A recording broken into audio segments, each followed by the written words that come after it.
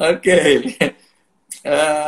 Mau tanya sebentar ya. Oh, ini kembali lagi soal karakter. Oh, ini lebih penting nih pertanyaan Pak Ahok. Saya dulukan aja ini dari Yuli 0281. Pak Ahok, cerita dong bagaimana awal mula story dengan Bu Puput. Nah, loh. Aduh, panjang. Ayo loh. Baik, cerita dia klarifikasi lagi. Panjang. Coba juga. cerita dikit aja dikit. Saya juga pengen tahu gitu. Kebetulan ketika sudah harus putuskan cerai, udah no choice ya. Saya Kristen Ortodok, jujur aja. Bagi saya pernikahan itu tidak ada perceraian. Tapi ketika orang memaksa saya untuk memanfaatkan kekristenan saya juga nggak berani. Makanya orang selalu pertanyaan begini. Orang suka tanya ke orang Kristen ya, Rasul Paulus itu kan di Alkitab kan seolah sendiri tidak ada istri ya. Sebenarnya dalam sejarah kalau ditanya, Rasul Paulus itu pernah punya istri nggak? Pasti punya, karena dia Sanhedrin.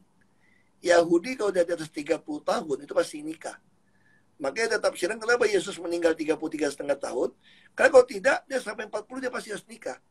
Jadi orang Yahudi itu ada kewajiban sebagai imam, sebagai pemimpin harus menikah. Jadi dengan tafsiran itu, Rasul Paulus itu pernah nikah. Tetapi cerai dia. Nah, kenapa Rasul Paulus cerai? Karena Rasul Paulus itu, setelah dia seorang pemimpin Yahudi yang membenci ke Kristen, yang memusuhi Kristen, tiba-tiba berbalik jadi orang Kristen, kira-kira gitu. Nah, tentu istrinya yang menikmati sebagai istri seorang imam, kemungkinan besar tidak terima imannya yang baru. Makanya Rasul Paulus bisa menulis di dalam 1 Korintus 7 ayat 12-15, jika ada seorang laki-laki atau perempuan di ayat 13 yang tidak beriman, mau hidup bersama kamu, kamu tidak boleh ceraikan dia. Tetapi di ayat 15, terus kita 1 Korintus 7 ayat 15 bilang begini.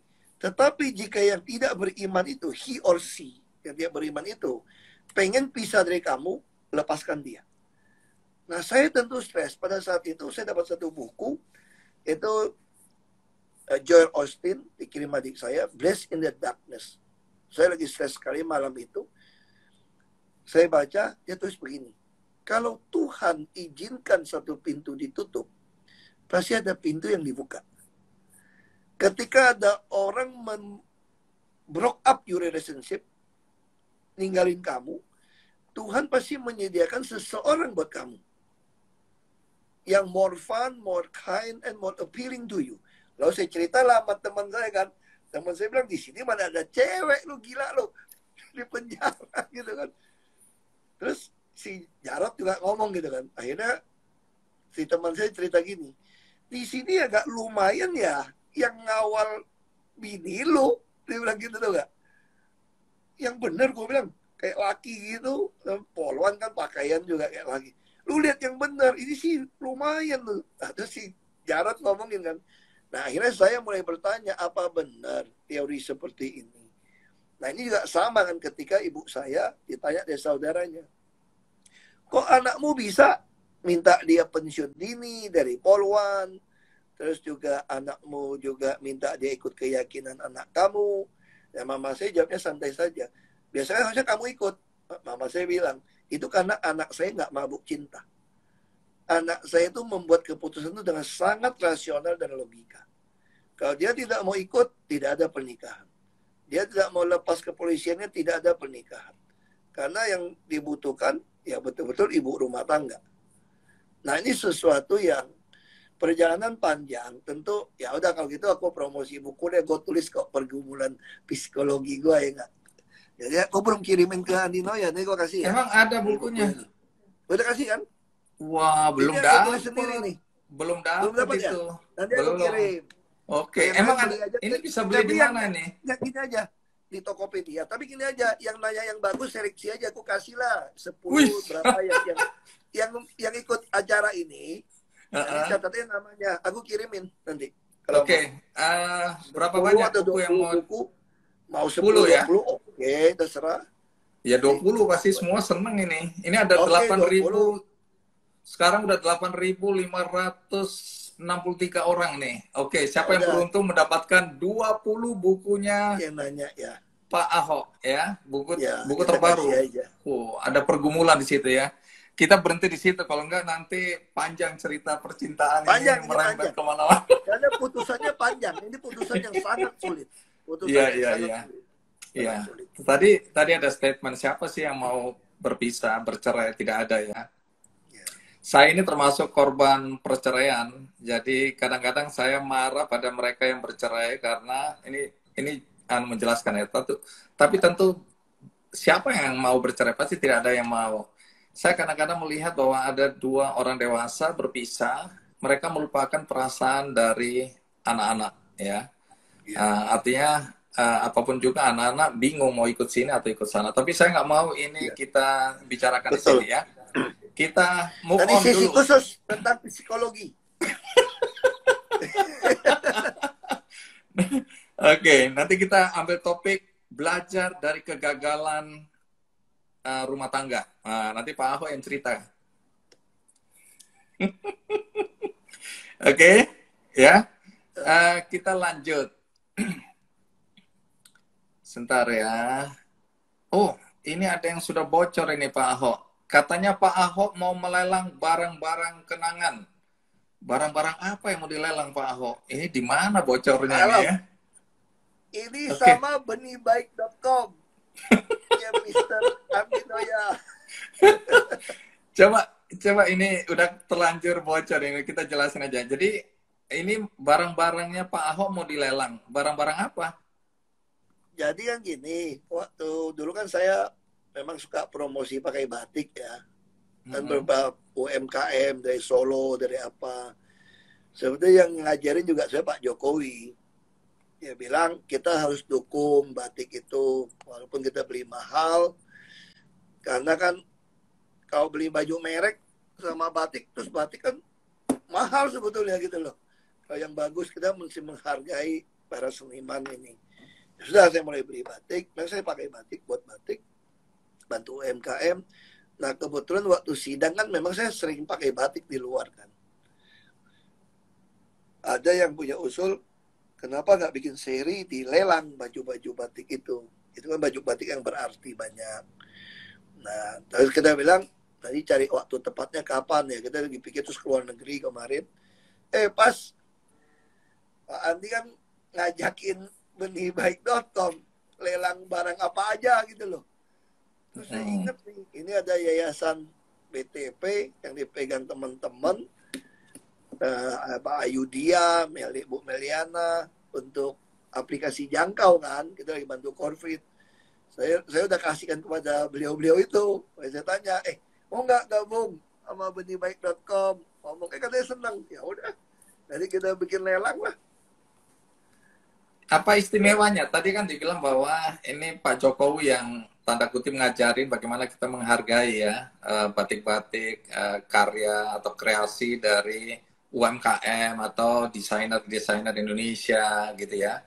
Lalu ya ini kalau kita nilai barangnya sendiri aja ya pasti bagus. Ini batik tulis ya? Batik tulis katun semua. Itu kan bagus. Tapi apa nilai tambahnya batik ini? Nilai tambahnya kan itu kan semua ada fotonya di media. Karena ke sidang-sidang kan kelihatan fotonya. Sampai ini yang dipakai waktu penjara sidang. juga ada. Iya. Sidangnya panjang. Tiap minggu kan. Dan setiap hari itu pakai baju batik yang berbeda itu. Oke, jadi itu batik yang dipakai selama masa persidangan termasuk waktu masuk ke Makobrimob ya? Iya. Oke, terus tadi sempat disinggung soal BTP Foundation dan jangkau. Itu apa itu Pak Ahok? Jadi di dalam tahanan itu kan orang banyak tulis surat. Masih banyak juga permintaan orang kursi roda, pampers orang tua sakit, ijazah yang nyangkut, atau nggak bisa bayar SPP. Atau aku mikir di dalam nih, waduh ini udah bokeh. Apalagi waktu saya putuskan pisah, saya pikir supaya anak-anak nggak susah, semua tanah, rumah, harta saya, saham, semua saya kasih ke anak-anak. Nah, saya kasih ke anak-anak, jangan sampai anak-anak nanti susah kan. Nah, jadi berarti saya keluar kan sudah nggak ada apa-apa nih. Udah kosong. Nah, waktu udah kosong saya pikir, bantu orang gimana? Jadi pegawai orang juga nggak mungkin bisa nolong orang banyak gitu. Nggak jadi pejabat lagi. Nah, akhirnya ada satu anak tulis surat ke saya, dia bilang dia kerja di bank bagian IT. Saya bisa ikut Pak Ahok, bantu apa saja untuk bikin aplikasi yang Pak Ahok mau, dibilang. Terus saya udah ada nomor teleponnya, saya suruh staff saya telepon, kasih dia jadwal, terus kita ngomong. Nah, mulailah kita berpikir bikin yayasan supaya bisa terima uang untuk bantu orang miskin. Jadi istilahnya yang selama ini saya bisa bantu orang miskin gunakan uang operasional sebagai gubernur, sekarang kita harapkan orang urunan di aplikasi jangkau. Ya, aplikasi jangkau itu semacam e-commerce, mempertemukan yang mau ngasih barang dan yang mau terima barang gitu loh. Tanpa kita minta komisi atau apapun, nggak ada. Ini hanya mempertemukan orang yang baik hati mau ngasih barang dan terima barang aja. Jadi para relawan saya juga bisa, kalau selama ketemu orang miskin, orang butuhkan pertolongan, taruh kemana? Dia taruh di aplikasi jangkau. Lalu teman-teman saya atau orang yang baik hati, simpatisan saya melihat, oh ini minta jangkau nih, saya bantu langsung deh orangnya. Nah, jadi saya juga tiap bulan nyisikan 10% gaji saya masuk ke jangkau. Tiap bulan saya juga sisihkan itu, ya kita kasih gereja 10%, kasih jangkau 10%, bukan nyamain nama gereja ya. Kalau lebih gede nggak bener juga, namanya nggak. Saya jadi ingat cerita si Mongol, Mongol lucu banget, dia jenguk saya Mongol. Dia bilang, saya udah hampir nikah, tau nggak Pak Ahok? Dia bilang, terus kenapa nggak jadi? Soalnya calon istri saya masa dia ngajukan surat minta penghasilan saya 20% untuk dia. Tuhan saya cuma minta 10%, kurang aja, dia bilang dia. Kacau Mongol ini. Aduh ini. Iya ya, tapi kita di dalam tahanan itu banyak ngelawak soalnya. Jadi waktu kita kumpul-kumpul tuh menghibur diri, salah satu ya stand up comedy di dalam. Oke, ini ada pertanyaan.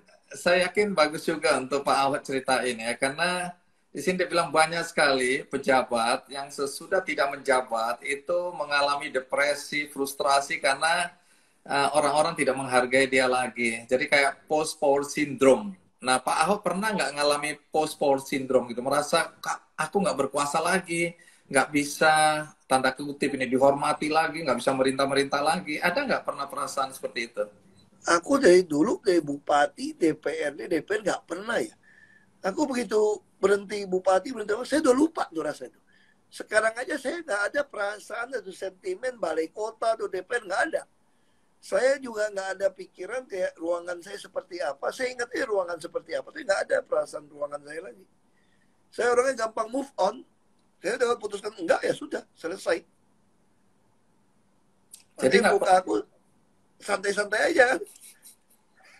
Kerja sama orang, ya sudah. Kerja sama orang, mau makan di kantin pegawai juga gue duduk aja. Dulu emang sekarang makan ke Jawa. Emang pernah makan di kantin gitu? Oh iya, kalau dulu aku selesai bupati semua, gue kerja bareng sama kantin makan. Waktu gagal bupati segala macam. Makanya saya waktu jadi pejabat juga nggak usah terlalu banyak orang nenteng-nenteng tas, nanti bingung sendiri.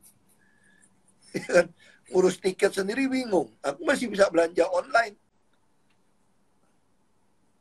Masih bisa aku. Oke, jadi nggak pernah ya merasa post-power syndrome. Begitu lepas, makanya saya bilang tergantung Anda waktu jadi pejabat tuh pengennya apa. Kalau pengen dilayanin, pasti kamu post-power syndrome. Kalau kamu datang untuk melayani orang, justru begitu dia nggak percaya lagi, kamu kan enteng. Tiba-tiba tugas pelayanan lu dicabut. Ya kan, coba sekarang bayangin, kita COVID kayak begini, kalau saya masih jadi gubernur. Waduh, gue rasa gue bisa hampir nggak di rumah. Iya kan? Itu banyak orang susah yang masih diurusin. Nah, sekarang saya bisa lari pagi. Oh, gitu ya ceritanya. Nah, Pak Ahok, kenapa waktu itu mau diminta atau bersedia diminta jadi komisaris Pertamina? Apa yang melatar belakangi Pak Ahok menerima? Ya, saya pikir untuk bantu Presiden juga untuk mengurangi kan defisit neraca berjalan kita. Dan Pertamina ini kan dia punya revenue kan 800 triliun ya. Itu hampir sepertiga dari APBN Indonesia. Jadi kalau perusahaan 800 triliun, kalau kita nggak awasi dengan baik, direksinya nggak punya KPI yang baik, sekarang KPI itu administratif semua. Nggak ada kewajiban untuk untung berapa, dan selalu untung. Yang merem juga untung. Persoalannya Petronas untung berapa, bos? Lu untung berapa? Kita masih bandingin dengan yang best practice perusahaan sejenis dong. Kita masuk ke 175, bangga banget. Petronas 150-an, bos. Di Fortune Global. Jadi kita ini selalu membandingkan sesuatu yang tidak best practice dengan negara lain gitu. Nah, makanya saya pikir selain ini juga bagus untuk itu juga kedua untuk portofolio saya kan. Saya kan nggak pernah kerja di perusahaan begitu besar. Konglomerat Indonesia paling hebat pun nggak sebesar itu duitnya. Nah, tiba-tiba saya dikasih kesempatan untuk menjadi chairman ya, seorang bule ya. Kalau di Amerika chairman ya paling top. Bukan CEO, chairman yang top ini. Untuk mengontrol uang begitu banyak. Untuk mengontrol sistem carry path yang baik. Dulu Pertamina kalau kamu mau naik ini senior vice president, kamu butuh 20 tahun ke atas kerja. Sekarang nggak usah. Kamu 7 tahun pun bisa naik posisi itu, 5 tahun pun bisa. Karena carry path-nya saya potong. Saya lakukan kayak lelang jabatan. Di DKI dulu. Jadi nggak ada pakai golongan-golongan. Semua orang berhak. Dan kita bentuk tim transformer juga. Kalau dulu saya bisa pakai operasional menarik anak magang. Kalau sekarang saya mesti bisa meyakinkan para anak-anak muda di Pertamina. Pinter-pinter. Lulusan terbaik-terbaik. Dari UK, dari Colorado, pinter-pinter. Mereka nggak pernah bisa naik pangkat kan. Nah, sekarang mereka masuk bergabung dengan tim transformer di Dewan Komisaris. Ya, kita bentuk 2233 kayak Satgas. Dan mereka ini adalah fast track untuk dapat posisi bagus nanti. Pinter-pinter. Anak muda, dokter-dokter, umur 30-an, 40-an. Jadi yang usia plus minus 40 ini ada 60% lebih di Pertamina. Masa depan Pertamina ada, asal mereka punya kesempatan naik gitu loh. Nah, ini sesuatu, makanya saya mau terima. Menarik ini. Untuk kalau saya bisa membuat sebuah transformasi yang baik di Pertamina, harusnya bisa jadi model untuk seluruh BUMN. Misalnya kita lagi buat procurement itu satu pintu. Dengan harga perkiraan sendiri itu yang online, proses saya bikin e-procurement di DKI lah. Nah, kalau itu bisa diberlakukan di seluruh BUMN dengan daya tawar kita butuh barang, dengan kontrol harga seperti itu, ini bisa hemat uang banyak banget. Dan ke depan, Kementerian BUMN bisa dibubarkan kalau semua sudah bisa di-go public. Rakyat memiliki, dia kontrol. Untuk apa ada Kementerian BUMN? Nggak ada lagi cerita APBN nyuntik duit kepada BUMN. Yang ada BUMN mesti store duit kepada APBN dong. Masa tiap tahun mesti disuntik? Ya nggak beres ya dibubarin atau digabung gitu loh. Anda optimistis ini bisa jalan ini? Ya 7 bulan juga udah mulai kelihatan kok. Gue udah bilang kalau nggak gue bubar. Gue berhenti nih, gue bilang nih. Di dalam bisa galak. Kalau sekarang di luar kita mesti nggak keluar ke media kan. Di dalam aja. Tapi lumayan lah. Kan mereka juga nganggap saya eksis tuh dianggap samping kan ada Pak Jokowi dianggap gitu. Nah iya, gimana hubungan dengan Pak Jokowi? Semua orang bilang Pak Jokowi itu backingnya Pak Ahok itu. Pak Ahok itu kuat karena ada Pak Jokowi. Gimana itu ceritanya? Bukan soal namanya juga teman ya, gimana ya. Teman ya saling mendukung dong. Tapi ya, pernah ketemu nggak? Yang salah kan kalau salah saya teman Pak Jokowi, saya jadi konglomerat. Lalu protes. Mau gue kerja terima gaji kok, gimana? Aku bantu beliau supaya bisa defisit anggaran berjalannya bisa dikurangi. Oke, menarik ini. Tapi waktu juga yang tampaknya memisahkan kita ini. Ya memang sengaja kita jawabnya panjang supaya selesai. Ini pecah rekor lagi nih, 9.372 yang. Masalahnya ditunggu lagi setengah jam bisa jadi 10.000 nggak? Ceban nih. Sorry, bisa diulang Pak Ahok tadi sempat putus. Ya kalau mau ditambah setengah jam boleh, cuma jadi ceban nggak nih? Ingat teman-teman, nanti kita akan pilih ya. Teman-teman Kikendi akan pilih siapa yang beruntung hari ini mendapatkan 20 buku Pak Ahok tadi ya. Mungkin sama alamatnya sekalian ya, bisa langsung kirim ke alamatnya. Iya, ya, nanti kita akan pengirimannya. Akan DM, jadi ya, nanti kami kasih yang... si Putri ya, kasih Putri atau Sakti, nah kita kirim. Oke. Ya, aku tulis nama, tanda tangan. Tanda tangan, yes, itu yang paling penting. Namanya saya tulis, terus mungkin ya, itu aja sih. Nasihat perkawinan juga dong di dalamnya situ. Kalau nasihat perkawinan dari saya, jangan pernah bercerai. Wis, menarik ini. Ya. Kenapa? Jangan pernah bercerai, tetapi tidak bisa melanggar pasal di atasnya, hukum di atasnya. Jadi kita saling bisa, ketika lawan bisa menerima kita kembali, jangan memanfaatkan untuk nginjak orang. Tidak ada laki-laki yang jadi gini, perempuan saja kadang-kadang tidak terima suaminya punya pacar. Ayo. Suami yang cari duit. Gitu stop. Sampai di sini stop. Jadi saya pikir itu jangan pernah cerai. Oke, jangan pernah cerai. Sampai di situ. Iya, jangan pernah cerai.